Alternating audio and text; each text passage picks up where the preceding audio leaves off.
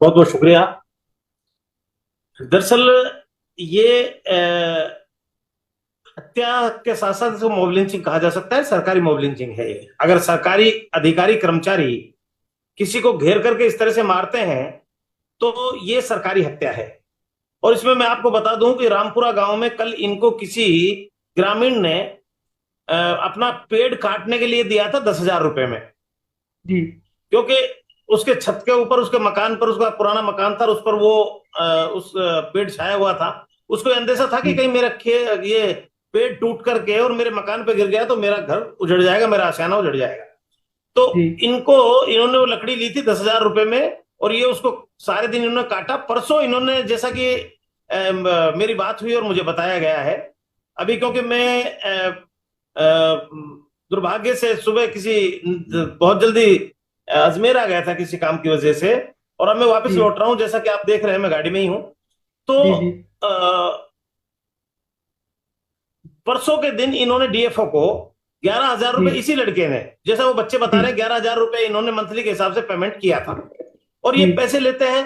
अब कल क्या हुआ है कि दूसरा वो डीएफओ छुट्टी पर चला गया और दूसरा जी। डीएफओ आ गया जी। जिसके पास चार्ज था। तो उसने सोचा कि अब क्यों नहीं, दो पैसे मैं कमा कर ले आता हूं इनसे। और जी। ये जैसे ही इस पे गाड़ी में अपने भर करके, क्योंकि अक्सर ऐसा करते हैं कि कहीं पुलिस वाले जी। रोकते हैं, कहीं ये डीएफओ वाले रोकते हैं, पैसे पैसे भी ये देते हैं। ये इस तरह की लकड़ियां काटते हैं जो लकड़ियां घरों के ऊपर आ जाती हैं या किसी के खेत में नुकसान कर रही हैं, जिनसे फसल को नुकसान हो रहा है। इस तरह की लकड़ियां जी। ये काटते हैं। गांव वालों की सहमति से काटते हैं, कोई चोरी नहीं करते कोई। परंतु फिर भी क्योंकि हरी लकड़ी को ये फॉरेस्ट डिपार्टमेंट वाले हरी लकड़ी बता करके इनसे पैसे भी लेते हैं, मंथली भी लेते जी। हैं, और गैर कानूनी तो वो है ही। तो उस जी। जी। हिसाब से इनको परेशान करते हैं। तो इसने रामपुरा गांव से कल लकड़ियां काटी थी और रात को भर के जा रहे थे। जैसे ये भर के जी। जाने लगे तो गांव के किसी आदमी ने इनको कहा कि भाई फॉरेस्ट डिपार्टमेंट के लोग आ रहे हैं और तुम अपने यहां से चले जाओ। तो इन्होंने गाड़ी खड़ी कर दी और ये तो खाली गाड़ी में अपने रवाना हो गए थे कि साहब हम नहीं ले जी। जाएंगे।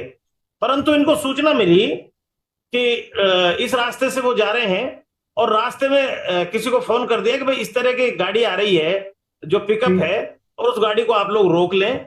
और गाड़ी को रोक कर आगे उनके कुछ लगा दें। तो रास्ते में रोक करके इन्होंने जेसीबी उस रास्ते में लगवा दी।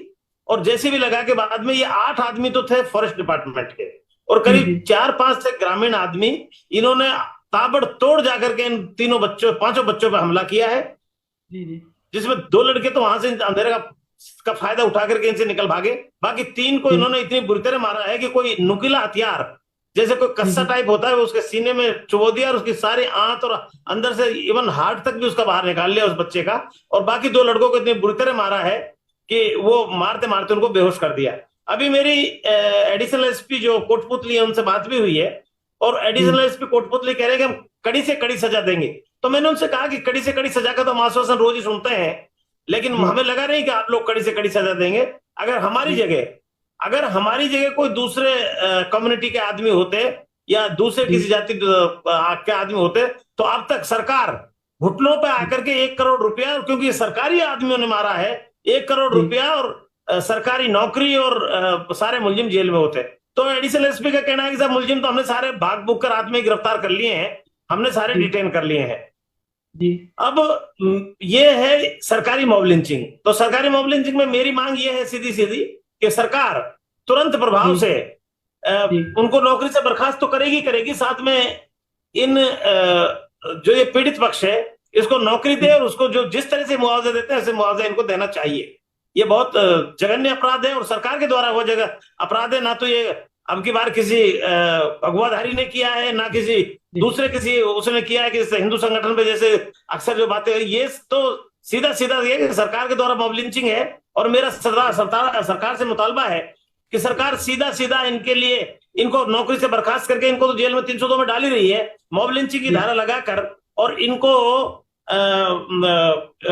जो इनका सरकार का पैमाना है कि 1 करोड़ रुपए और सरकारी नौकरी, वो इनको इसको देनी चाहिए। सदर साहब, जैसा पुलिस ने अभी इसमें 302 हत्या की धारा तो लगाई है, लेकिन जिस तरह से जैसे 7 लोग, 7, 4, 11 लोग बताए जा रहे हैं, 7 तो वन विभाग के बताए जा रहे हैं, दूसरे 4 लोग कुछ ग्रामीण थे। जिस हिसाब से उनको 20 मिनट तक, मेरी पीड़ित बात हुई, जिस हिसाब से 20 मिनट तक अगर पुलिस नहीं पहुंचती तो बाकी जो 2 युवक थे उनकी भी हत्या